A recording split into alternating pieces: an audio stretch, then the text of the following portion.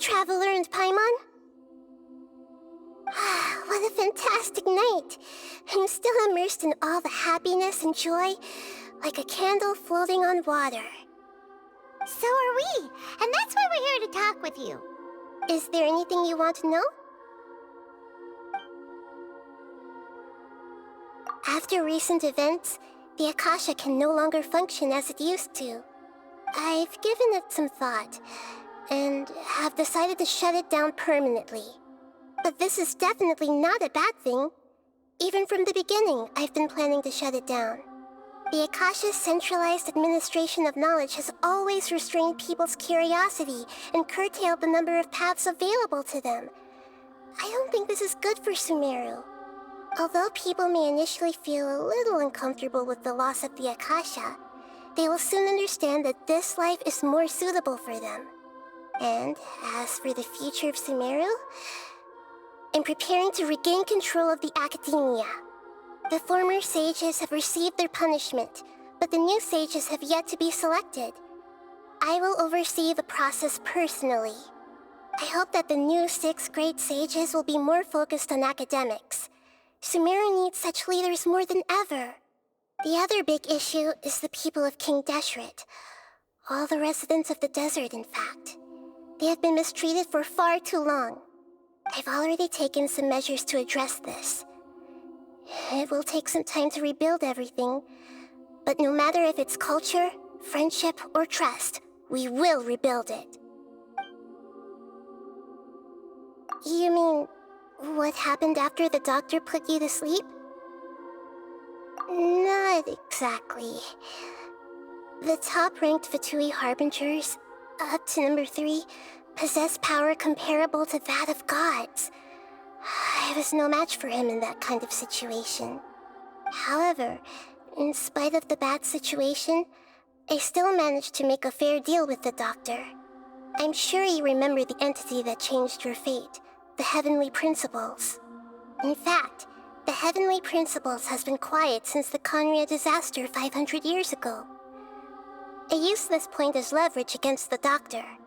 I told him that the Heavenly Principles may be awakened if I destroy the Gnosis. Although it was just a bluff, he still fell for it. I assumed that the Heavenly Principles wouldn't just stand by and let such extensive damage to its laws take place. And as for what I exchanged for the Gnosis, the exchange served as both punishment for the doctor as well as a boon of new knowledge that I couldn't refuse as the God of Wisdom. He's still in a coma. I've hidden him like how one would hide a feather. I know you have many misgivings about him, but as someone who had become a god, he has retained a number of very useful features. Don't worry, I'll keep an eye on him and make sure he doesn't do any evil. In addition, there are still some mysteries left in him. Some things may be very clear from my perspective, but he is still yet to understand them himself. His future will be determined by fate. Is that where you're headed next? Fontaine, the Nation of Justice? As far as I know, that nation operates in a judicial system. Does their archon personally judge people? No, there's a Chief Justice in Fontaine. Generally speaking, the Hydra Archon, Focalor, won't preside over individual trials. However, even then, Focalor will still make herself present at just about every trial. It seems that she just likes to immerse herself in that sort of atmosphere. As Archon, she still reserves the right to influence the final verdict. Anyway, let's just say she's got, a very unique personality. Are you sure? Isn't there something else you haven't asked about yet? Huh? You mean... About your brother. While you were resting at Gandharvaville, I took some time to perform an Irminsul search for information on your brother. Yeah! Isn't Irminsul a repository for all the information and memories of Tevat? So there shouldn't be anything on her or her brother. This is true in your case. Irminsul indeed does not have any information on you.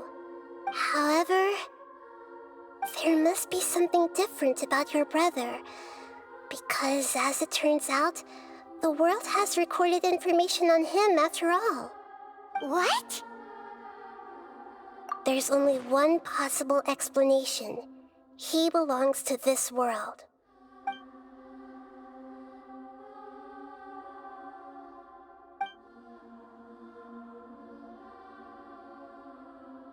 But nothing about this makes any sense!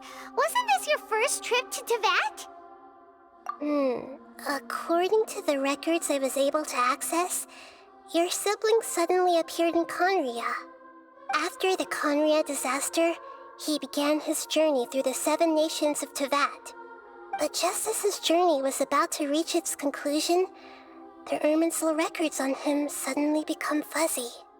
What do you mean, fuzzy? Did something happen to him? All I know for sure is that somebody, for reasons only they can know, is deliberately obfuscating his fate.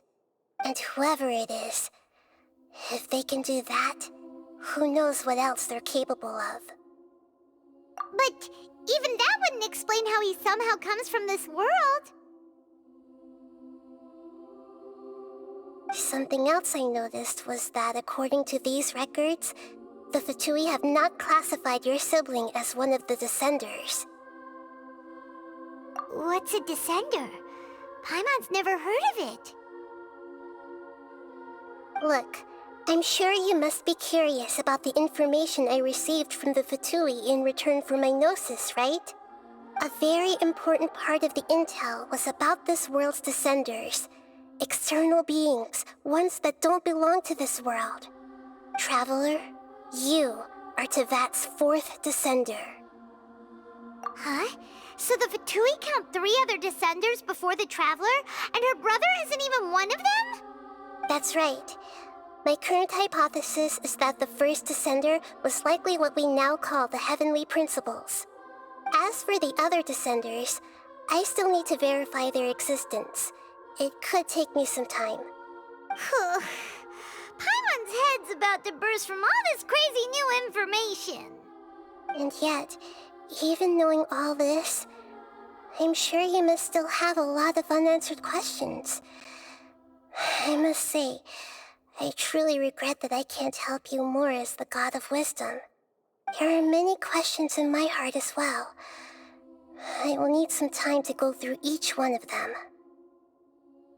And soon, you'll also begin your journey anew and depart from Sumeru. I'm very interested in your future. It's a journey that can't be observed or recorded by this world. If fate is the ultimate knowledge, then your future will be the ultimate fate. Paimon's sure glad we got to meet you, Nahida. The pleasure is all mine. I can't thank you enough. Alright, that's enough talk for today. If you ever miss me, just close your eyes, and maybe I'll appear in your dreams.